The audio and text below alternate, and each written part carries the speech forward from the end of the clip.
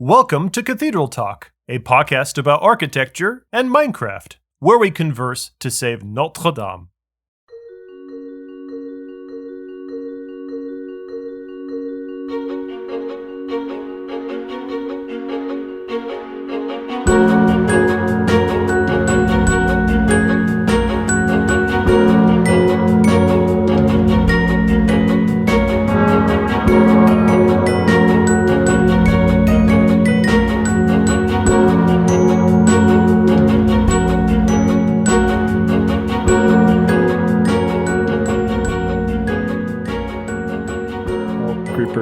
There's a creeper? Where? I just hear the noises. Maybe no, that's a zombie. Sorry. Oh god, what is happening? Run away. Oh, it is nighttime. I don't know where anyone is. Is there a bed in town? Go south, David? There's a town? North. North. I'm just going to where I see lights. Is there a bed? That's a whole building of sheep. Where is a bed, Zack? Oh, you're... Hey, Tom, come here. So we should probably explain to the audience what we're doing today. Are we doing something? Yeah, so Tom in the past has expressed a wish list for Minecraft version 2. And if I recall correctly, a couple of the things that you want, this isn't the full list, but a couple of the things that you want are more movement and more block selection. Yes. More movement? I don't remember what more movement meant. More of an animated world, I think is what he means. Oh, I see. Not character movement. Right, not entities, actual blocks. Got it. So I'm not super interested in doing a theater of the mind for the listener, but I would like to use this opportunity to show off a custom modded server to demonstrate to Tom that there are a couple very lightweight mods that we can have that try to address some of the things that he would like from a Minecraft 2. Excellent. Lead on. Ooh, is the premise of this episode Tom needs to get over himself? No. I'm good with this. The premise of this episode is not that. Tom, get over yourself and install mods. That's what Zach's saying. The mods are installed. You wouldn't be able to see this without the mods. But not on the main server. Okay. So the first thing that should be apparent are right over here. So for the audience, we're using Create. Yep. And so the Create mod gives a suite of blocks. I was going to say we have an animated water wheel. We have an animated water wheel that David has jumped into, and he's bobbing around like a maniac. I'm trying to get flung by it, and it's not flinging me. I'm assuming this water wheel works because it is in water that is flowing. Yes, absolutely correct. If you stuck a water wheel in stationary water, then nothing would happen. Exactly. And I gave you both some goggles, which are a create mode item that's on your head. And you can look at the water wheel and it says kinetic stress capacity 128 SU at current speed. Zack, the goggles, they do nothing. Do they actually do nothing, or are you just quoting The Simpsons? Right now, I don't see any. I mean, I see normally. Put your cursor on the water wheel. Oh, yeah, that's the goggles? Do you see a little pop-up? Oh. That's the goggles. Yes. I guess the goggles don't not do nothing. Yes, exactly. So we're wearing Google Glass goggles. Actually, it is kind of like that. This is kind of like virtual reality inside, a virtual world of Minecraft. Augmented reality, not virtual reality. Thank you. Augmented reality in virtual reality. Well, augmented reality, I guess this is kind of a virtual reality. This is like the Buzz Lightyear movie where it's like supposed to be real people in a virtual world. As Zack takes a sip of his wine. Oh, yeah. Well, I was enjoying your banter. I haven't seen the Buzz Lightyear movie, but I will agree with you nonetheless. We were just having a debate over, are the characters in the Buzz Lightyear movie supposed to be actual humans acting out the movie in the Toy Story universe, or is it supposed to be an animation of the characters in the Toy Story universe? No, they are the Buzz Lightyear movie are live action characters in the Toy Story universe. I can get on board with that. That's fine. Okay. Not having seen the movie, I'll just take it on faith unless we want to do like another Notre Dame. Oh, I haven't seen it either. I just have strong opinions. Okay. So in the Create mod, there's a couple things that are all movement based. And there's a tech tree, kind of like in regular Minecraft where, first you get leather and then you get iron and then you get diamond and then you get netherite. Yeah. There's the same sort of tech tree in the Create mod, but it's for rotational things. And it adds a concept called stress units. And we're not going to go too deep into this, but I wanted to satisfy your desire for motion. So here is the very first example of motion provided by the Create mod, are these water wheels that are over here. So I take it does not take long to set one of these up when you start a new world. No, it should take you in the first day or two to set this up. Either human day or Minecraft day, depending on how quick you are. I like how this is basically setting the premise that all of the perpetual motion from this Create mod will come from the fact that water flows infinitely from a finite source. 2 of the 3 of the main power systems do rely on the fact that water is infinite. I mean, that's kind of like real world in that everything that we do is assuming infinite resources. Scratch that. Yeah. This is interesting in and of itself because it's moving, but right next to it is this stone cutter, which is also sort of moving. It's animated. It's not really moving. But the animation on the stone cutter, this profession block, looks like it's moving. And this is sort of what you would get in the normal vanilla Minecraft experience for movement. Right. Individual blocks with animation. Yeah. Oh, I see the difference. Yeah, sure. Yes. Pixels versus polygons. Polygons, yeah. What's a voxel? A voxel is a volume pixel. That kind of helped. A pixel is a picture element. If you don't care about atoms, are like theoretically the smallest bit. So a voxel is like this dirt block is like a voxel. Yeah, that all makes sense. Sure. All right. Anyway, lead on. Hold on. I need to find another bed because we're approaching darkness and I want to make sure all 3 of us can sleep. Hello, darkness, my old friend. I mean, you could just cheat and halt the sun. Tell the sun to stop moving. Do you know the command for that, Tom? Yeah, I do. Cheat me. Yeah, I need creative mode. I've come to talk with you again. You should have it. That's what I'm saying. I copied it from the other one. No, I don't. Definitely do not have it. Because a vision softly creeping. I do not have cheats right now. Left its seeds while I was sleeping. All right, whatever. And the vision that was planted in my brain. Wait a minute. Oh, wait a minute. Still remains. Oh, I'm just an idiot. Sorry, I do have it. Yes. Within the sound. I'm an idiot. 1 second. Yes, you do. It's been a long day. Okay, one sec. Of silence. Okay. So the water wheel is one example of motion. This is another example of motion. Oh, Tom, what are you doing? I just thought I would make it rain and thunder. You better bring the thunder. I have the power of the weather. Are you interested in exploring these mods or just exploring your op power? No. I just I feel okay. All right, I'll turn it off now. 1 sec. Weather. All right, lead on, Zack. Anyways, this windmill right here is doing the same thing. It is creating stress units, and we don't know what they do yet. But it's another example of motion right here. Well, this one really reminds me of. I don't know if you've ever seen The Legend of Korra, the spin-off from Avatar, The Last Airbender.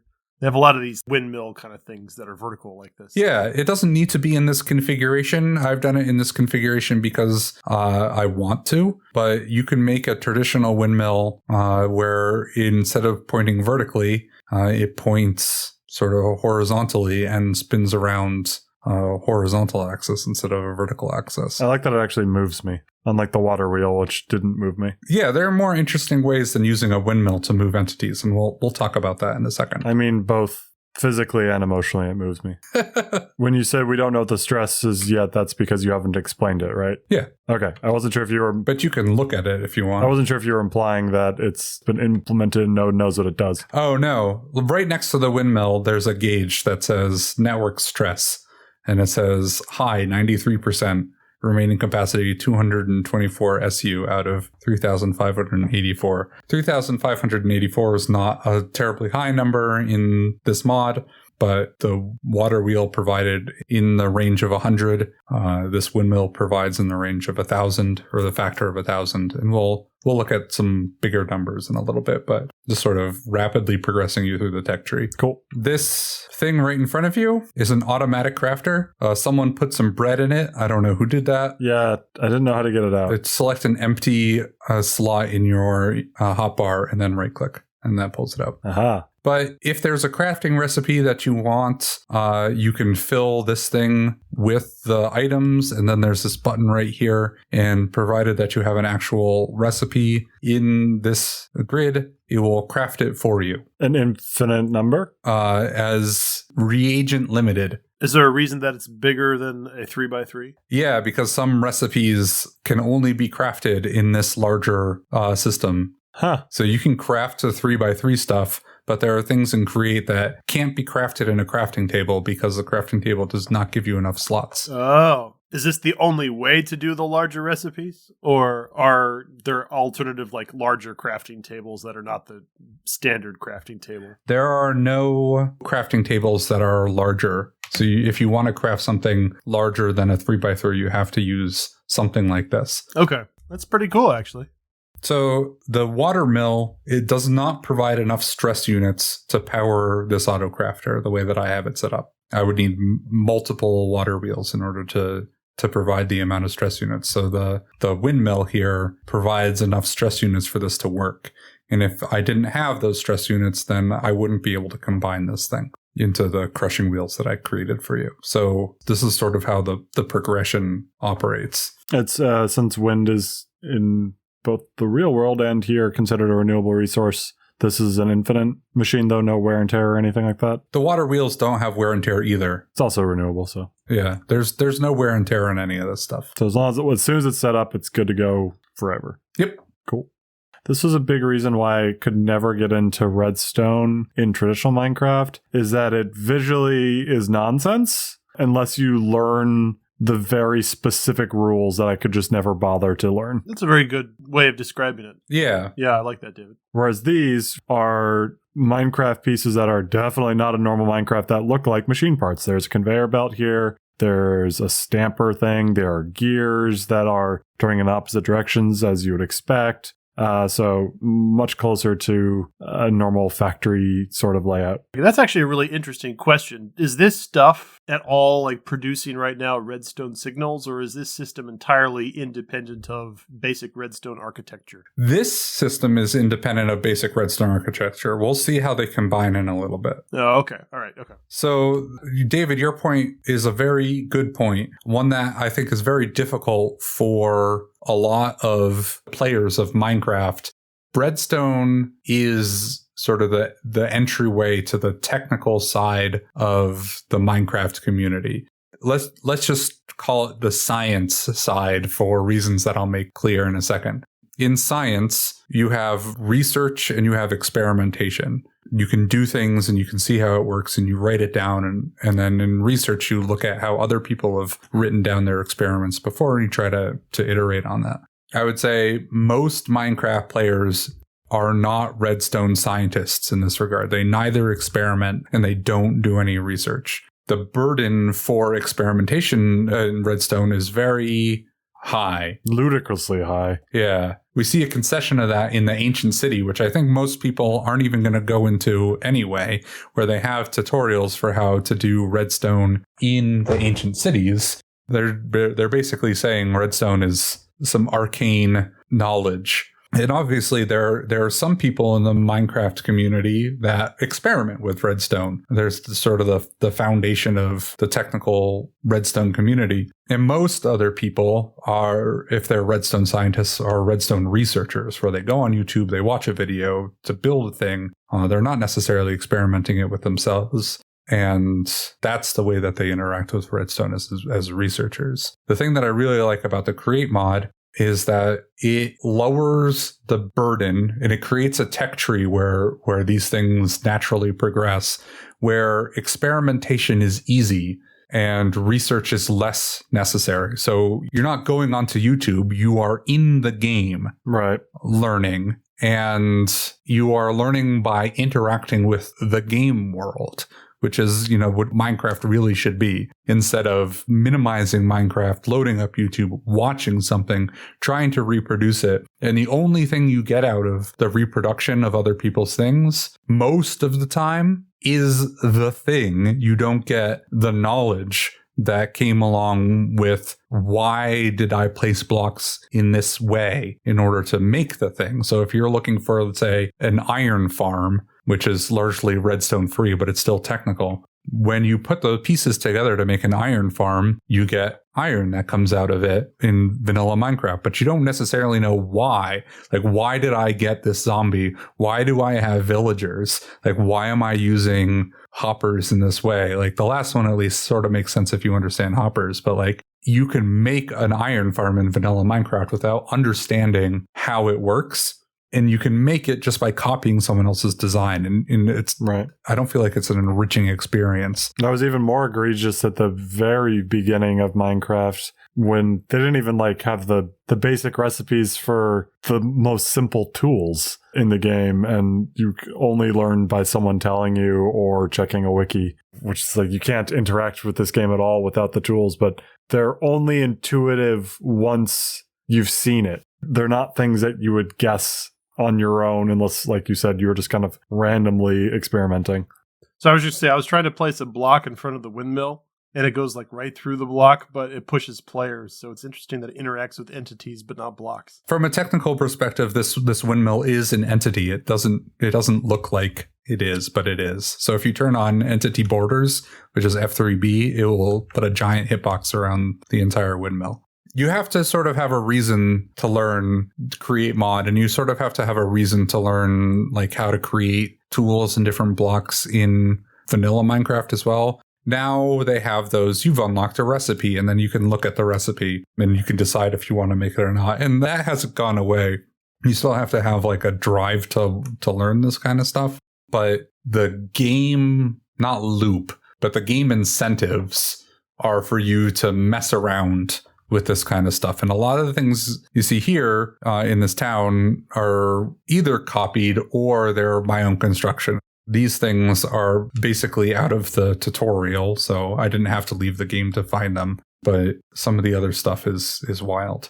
The next bit is an extension of what we were talking about. So in our East Marches, where we have the 2-to-1 construction, Tom has a tree farm where he just places the saplings, lets them grow, and cuts them down. I have an attempt at doing an automatic tree farm, but TNT duplication is off on the server. So I need to retrofit it to use a supply of TNT instead of duplication of TNT. Which is not as exciting. Not as exciting, but I should do that anyway. Here, what we have is instead of taking advantage of maybe an unintentional side effect of the game with TNT duplication, the create mod is all about automating things. So here we have a tree farm, and we're placing in the first spot an oak tree, in the second spot a birch tree. So there's a saw that's chopping down the growing trees, and then there's a moving chest that I assume fills up with wood? Sort of. So the saplings, when they maybe will be here long enough, the saplings, when they grow up, turn into trees like this. I don't want to stick around and just wait for it to grow a new tree, but... Yeah. Well, bone meal. Yeah, I don't have any bone meal on me, but you could theoretically bone meal if you wanted. So the idea is when a tree grows up here, then when this mechanical saw interacts with a log block, then it will stop and it will cut down the entire tree. Thank you for the one bone meal. I don't know how to give more than one thing at a time, so I just keep copying the thing. I used it and it didn't grow a tree. You could probably put a number 64.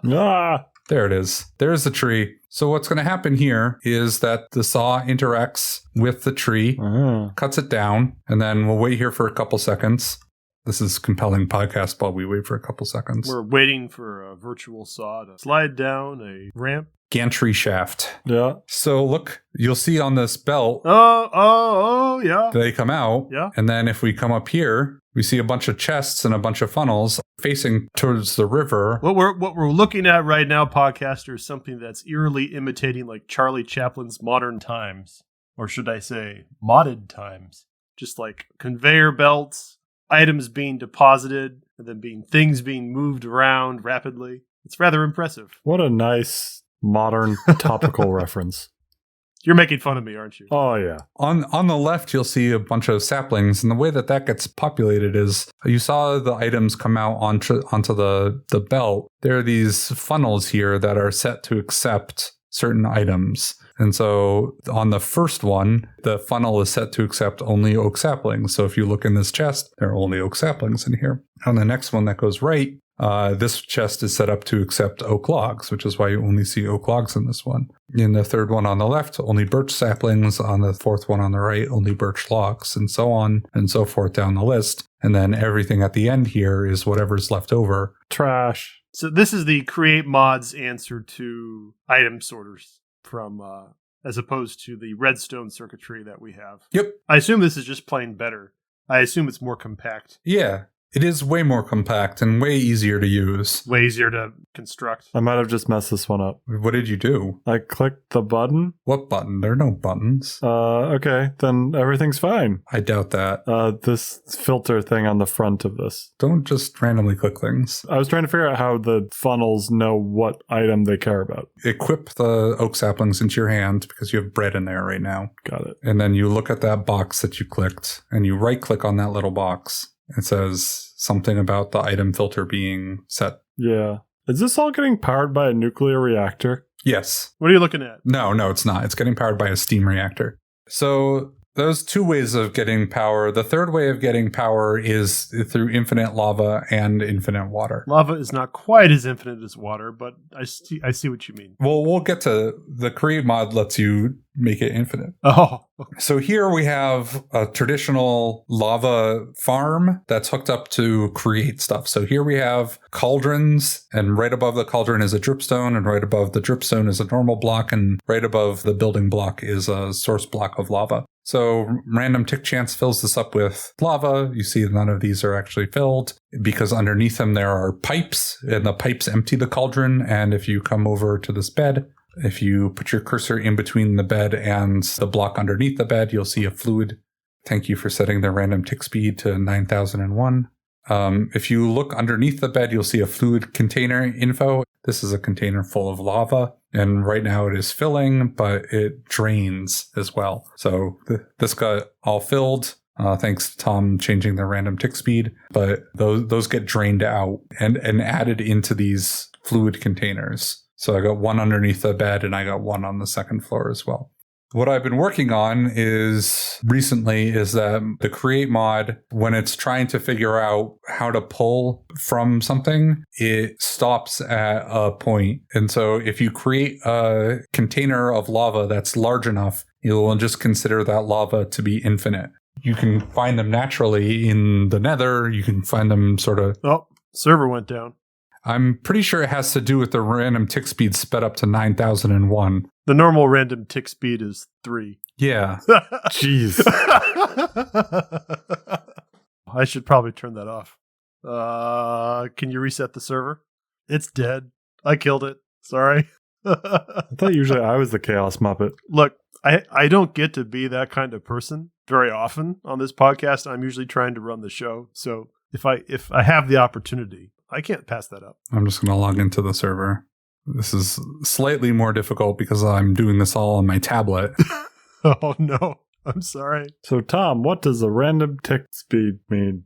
Anything that is based on a random outcome. It happens a certain number of times per unit of time. I don't know the exact math on what those ticks are. I forget what they are. But will a tree grow in this time interval, or will lava fill this cauldron? Will lava fill this cauldron? Yeah. Just to pick a random example. Or the one that I use it for the most when I'm in creative mode is just to regrow grass very quickly. Will grass grow from this grass block to this dirt block? It's like I need to just replace all that dirt with grass very quickly. Random tick speed, jack her up. Are there no standards of deviation? Is it like a set amount of time will always have a set amount of effect? Well, I mean, it's just the rule of statistics, right? Where it's like... Well, that's what I'm saying. Does it follow a normal curve where you could set it to 1 million and still nothing would happen some very small percentage of the time? Yes. Tom, can you go on first and change the random tick speed back to 3? Yes. Logging in right now. All right, done. So the create mod will consider any container of liquid to be infinite if it is just sufficiently large. And so those containers generate naturally in the nether and in lava lakes down very low Y levels in the overworld. But I am draining those cauldrons above and I'm dumping it into this vessel right here. So eventually this will be considered infinite from the purpose of the game. And if you come over here carefully, this one currently is bottomless supply. Targeted body of fluid is considered infinite. So I can pull lava from there all that I want to, and it's not going to change the amount of lava that's in here. So I can just pull infinitely now. And the dripping that you do will never make this place overflow? Correct. So here I'm extracting lava from this building and it's coming into this network. And the very first thing that it's doing, it's getting split, but we look over here first and it's going into this large lava fluid container over here. And this large lava fluid container, not the infinite supply, but this is sort of like a buffer. If we climb up these ladders. Yeah, nearly fell. That's okay if you do. There are ladders to get out of there. Those are terrifying pistons? I think that's the right word. Oh, wow. Look at those. Sure. There are steam engines in the game. And so what I'm doing here is I'm combining lava and water, and I'm creating stress units. So one of them is creating 16,000. So if we remember from the water wheel, it was in the order of 100, and the windmill was in the order of 1,000. One steam engine in this setup is creating about 10,000. And you've got multiple of them. I have 18 of them. Yeah, okay. And so this is providing power for the rest of the town, which we have not super explored yet. What's stopping you from just creating way more than 18? Nothing. Well, I mean, I need the resources in order to build it, but I don't need the power that I have right now, so I don't need to build more. Got it. Do you have a sense of when the Create mod suddenly became really popular? Because I feel like I saw it all over the place over the last few months. I think the Create mod has been somewhat popular for a while. I think your algorithm is influenced by your Minecraft sub-algorithm, I guess, is influenced by Hermitcraft. You're sort of biased by the fact that they started a Create world. That's true. But this is Create like version 0.5, so I don't think it's in full release yet. The Hermits are pretty popular, and Ilmango is pretty popular, and Ilmango is currently doing a Create series. But instead of using the biomes you'll go, which is what the Hermits are using and what we're using, Ilmango is using Terra Firma mod. Minecraft is a survival game in name only, but Terra Firma or whatever it's called leans way more into the like survival-y. It's really hard to make infinite resources. Like there's a lot more farming, food expires, tools break, that kind of stuff. Or tools break much more easily, that kind of thing. Terraformacraft doesn't allow for all that much automation, but Create does. And so by combining them together, you can sort of get this really rich experience with a lot of nuance, but removing a lot of the grind by adding automation. That's an interesting conversation there of what do you think the value is of survival in traditional Minecraft at this point? Because to what you're saying, and I agree, once you get past like very early stuff in Minecraft, there's not that much that you need to be worried about, at least compared to other games in the survival genre. But yet, I agree that it's still a more fulfilling experience than just playing on creative, at least for me. I know not everyone shares that opinion, but curious what survival adds for you, even when it's not that more extreme version that you're talking about.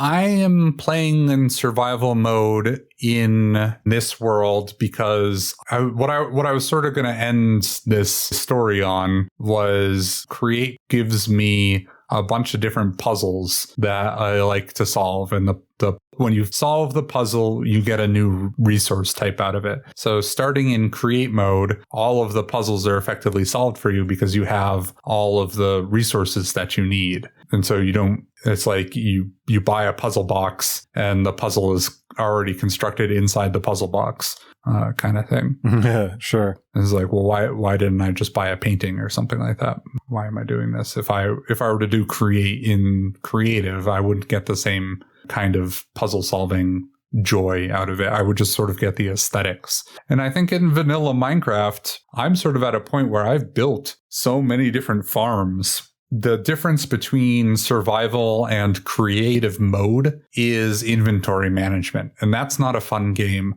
Sure. So if I'm just interested in the aesthetics and like building things for the purposes of looking at them and enjoying the building of them, I don't get any fun from survival anymore because I don't have fun with inventory management. Right. And I've already created all the farms that I want to create. So I'm not deriving any fun from the technical side of it.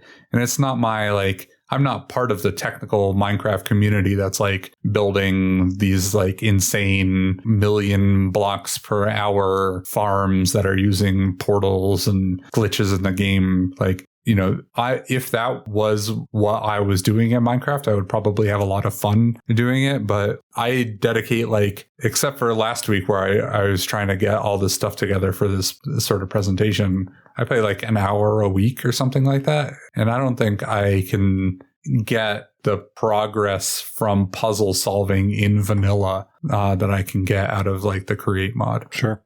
Are the various farms that you've made over the last couple of years in our main server, that's been the primary motivation there? It's the puzzle box. It's figuring out how the pieces work together, not necessarily the end product of what comes out of the farm. So the nice thing about create is that some factories, and that's not a term of art, that's just what I'm calling them, some factories are prerequisites for other factories.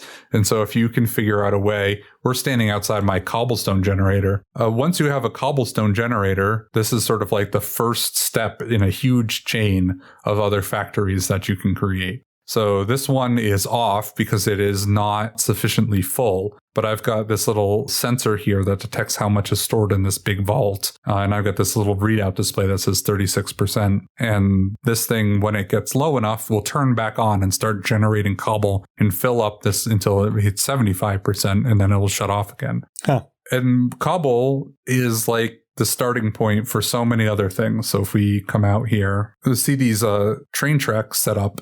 I know a lot of people use belts to move items from one factory to another. I'm using train tracks because it's much more fun. And I've got a train that I can send between different factories to pick up stuff and drop stuff off, because I think it's a lot more fun that way. It may not be the most efficient or what other people do. But the next in line after you get cobblestone is those crushers that we made earlier. Oh, yeah. I've got a massive array of them. And so I can feed cobblestone into here. It goes up and it crushes it into gravel. Now, gravel itself isn't super interesting, but if I crushed gravel again, it would become sand. And I like the train tracks too. They're very aesthetically pleasing. They're not laid down in a particularly thoughtful orientation. But I just like maybe it's the curves, which is a shape so antithetical to Minecraft generally.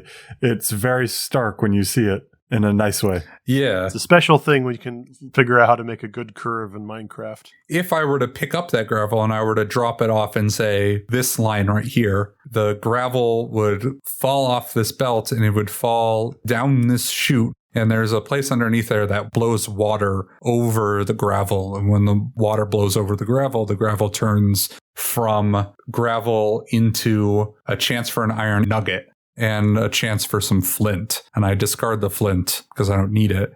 Earlier on, we were talking about iron farms, and this is like, you only get the idea for how to create an iron farm with villagers and golems and zombie scaring and all that kind of stuff. If A, you're really curious about game mechanics and you're looking how to break the game, or 2, you hear that there's a thing called an iron farm and you go research an iron farm and then you just build the iron farm and then you get infinite iron that way. In here, it's a puzzle piece. It's like constructing a puzzle. It's a daisy chain. Yeah, I know I want iron. And so I can go and I can look at, well, what creates an iron ingot? And I'm like, okay, the only thing that creates an iron ingot are blasting iron ore, or putting it in a blast furnace or a regular furnace, or crafting it from iron nuggets. So let's go down that chain. Well, how do I get iron nuggets? Well, it turns out you can get it if you wash gravel. Well, that's kind of neat. Well, now I need a fan and I need a way to get gravel. I can get gravel by crushing cobblestone. Okay, well, how do I get cobblestone? And so that's why the cobblestone is the first step in this long chain. Right. But at the end of that chain, it's just like you put one factory as a puzzle piece to another factory, just a puzzle piece to another factory. As you said, daisy chain them together. And then eventually what you get out of that is the item that you want. You get plutonium. Yeah. You get plutonium, yeah. What of these ones that you've built in this daisy chain, when you're describing it as a puzzle, to bring it back to the bifurcation you said early on of research versus experimentation, if you could put percentages to them, what percentage of these projects has been research versus experimentation? The factory is a pretty common create design. So there are 3. It's not bifurcation, it's trifurcation, or maybe quadfurcation. What am I missing? So there are instructions in JEI and create. If you go over a create item, sometimes it'll say press W to ponder. And it will tell you, it gives you like an in-game tutorial for how to create the thing and how things interact with one another. It's like the classic criticism in video game of, I think there's a Call of Duty that said press X to mourn. Yeah, exactly. Press W to ponder, I think, is a little less memeable, but it's in the same vein. So that's, I would say that is like maybe 20% of everything here is based off of just me looking at the ponder and then building what's in the ponder. And then I would say the Steam engine is a very common design. Sure. That I find online. So I'm not attributing that to one individual, but to the community at large. Sure. 2 of the buildings are from Tango Tech. One of them is from ZF. And then the rest are my own construction that you can't just get from the ponder. And I didn't crib from someone else. Nice. Well, it's fun to mix and match in that way.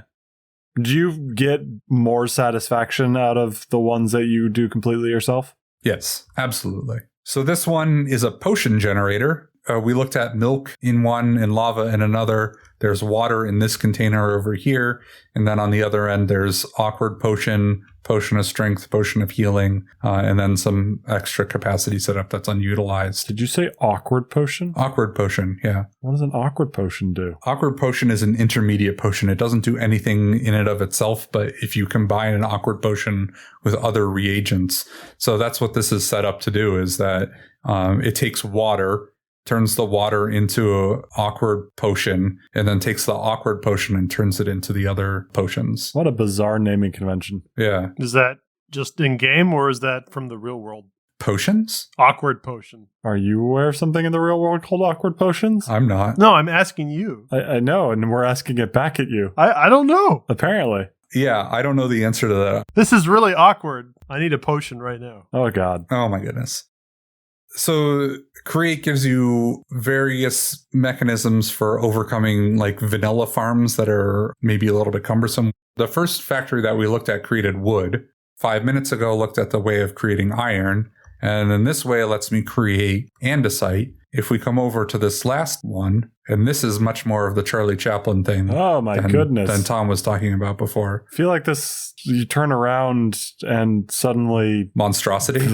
the monster was over your shoulder the whole time and you had no idea. Yeah. Oh no. So if you come over to, I know you're eager to bounce around in it, but I'm going on the conveyor belts. They're bringing me places. I know, but come over here and I will bring you to the conveyor belts that bring you places better. Okay. So in these three, oh my goodness, 3 chests, we have a spot for wood, for iron ingots, and for andesite. The 3 components you said you were making. Yeah. So this thing distributes those to various components. So here we can see iron nuggets getting created from iron bars, and they're sort of backed up on the sheet because I'm not limited by this reagent. I'm limited by the other reagent in this case. But if we follow this conveyor belt, both of these get fed down and turned into a create component. Some of them go into storage and some of them go back into the machine. So in order to create these items, this is sort of the end stage for one of the eras. This factory creates all of the things in the andesite age, and that's the division that Create makes. And there's also a brass age and a copper age. Oh, wow. Jeez. And so there are more factories that I can create. That's sort of the tour. And this is how the human brain works. Yes. One factory making cobblestone, crushing that with water into iron, and then transporting it from one part of the brain to the other. I think that's called the hypothalamus. That is called the hypothalamus. You know, this might be the very first episode that we never even said the word cathedral.